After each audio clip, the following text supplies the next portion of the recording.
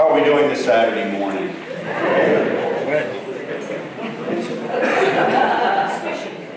Squishy, wet. Indeed. It has been an eventful time. We've been together not even 24 hours. It seems like we've covered quite a bit of ground already. I hope you've had a good day yesterday. Was yesterday good? Friday? Yeah. Good. Indeed. And last night too. I hope you had the fun that you needed and the rest that you needed here together again. But it's good to be together to worship the Lord, is it not? It is good to be here in this house of the Lord. Here with our beautiful altar window installed by the generous gift of the Smith family. This is the window of the conversion of St. Paul. It's actually from Ely Cathedral in England. There's one window there, and it marks St. Paul's conversion. Today is the feast of that event on the Damascus Road, where Paul, going about his business, persecuting the church as relentlessly and as fearlessly and as intently as he could, was struck by a vision that changed his life. I mean, changed his life. That doesn't begin to capture what happened to Paul. Right? Paul, to say he was persecuting the church. So when Stephen was stoned, the first martyr, Paul was there. And Paul wasn't throwing rocks, but he was holding coats for people. Yeah, that's what it says. That's what Acts says. That Paul was, you guys go ahead and kill that guy because he needs killing, but I'm going to hold your coats. And in that way, it's even worse because you can make a lot more people throw stones if you're holding a lot of coats. Right? Yeah, that's the kind of guy Saul was. His friends called him Saul, and he was a teacher, and he was a man of conviction, and he knew that these people, they're not even yet called Christians, these Jesus followers, these followers of the way, they're troubled. They're troubled. And we got to get rid of them. You know how you deal with trouble, don't you? With force. That's the way you deal with something in this world if you don't like it. You rub it out. You snuff it out. And you see just how successful he was. We'll talk a little bit about St. Paul. It is his feast day, and so in celebration of him, my wife, who is an artist, Caroline, has created this piece. I don't know if you're able to see it.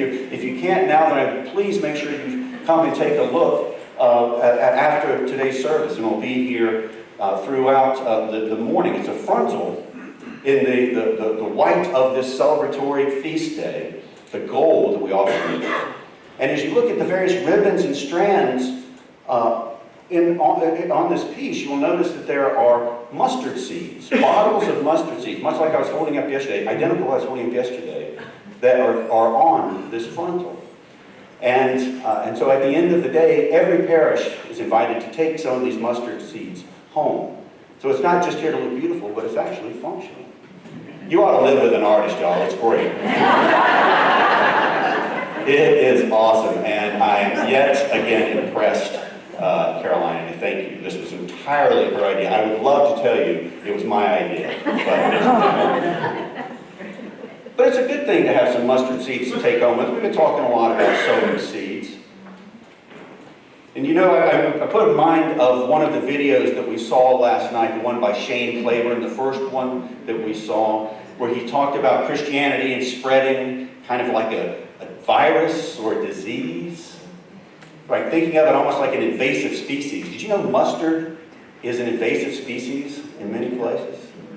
Yeah, some of you got gardens and you know what I'm talking about. Mustard seed can be considered an invasive species of a kind. Isn't that amazing to think about? You guys sowing an invasive species of love that takes root and spreads and spreads and spreads. You guys are a big bunch of viruses. How about that? Wait, did you say this is live streaming on Facebook? Perhaps I should edit that. It'll just be a bleep right there when I call us all viruses, contagions. But that is exactly what we are in this gift of love that God has implanted in each and every one of us. Shane Claiborne said in his video last night that this disease spreads, this disease of love, this healing balm of love spreads not through force, but through fascination. Right? Boy, I guess Paul finally learned that story, didn't he? That things don't spread by force, or at least they don't stay that way for long. But if you want something to spread and stay spread, well, then you fascinate. St. Paul is a poster child of spreading love like a virus. When he was, after his conversion, his name changed from Saul to Paul to reflect the depth of the change throughout him. He changed his name. And as you know, he launched churches all across the known world. It said that he traveled somewhere between 10 and 15,000 miles in his journeys. Right? By foot and by boat. Through Israel and Syria, Turkey, modern-day Turkey, modern-day Greece, modern-day Italy. And each visit he would go in and he would tell people of the love of Jesus Christ. He would talk specifically about Jesus Christ. A real, living human being who is the Son of God, who lived, who died, and who rose again. And as he said, this resurrection thing, yeah, it happened, and it's scandalous, and it's going to turn your world upside down, and it's going to flip your brain around. But it's there. And he would preach it unabashedly. And he had this absurd notion that this love of God reached for every person, that it spanned the whole world. For anybody could grasp this. Not just one tribe, not just one gender, not just one social class, but all. Jew and Greek, man, woman, slave, and free. And Paul would also tell his own story, as we heard read today in the book of Acts. You know, that story must have been important to the early church. It's recounted at least 5 times in the New Testament. Once Luke describes it early in Acts, and then Paul himself recounts it 3 more times, like the one we read here today, when he's in front of King Agrippa. It was a profound moment for the church, and you can imagine that the very one who is hell-bent on persecuting us has now become one of us. And not just one of us, not just a supporter, but one who's good at holding the coats for others to also do the work. I mean, meaning he's a multiplier. Paul had a multiplying effect.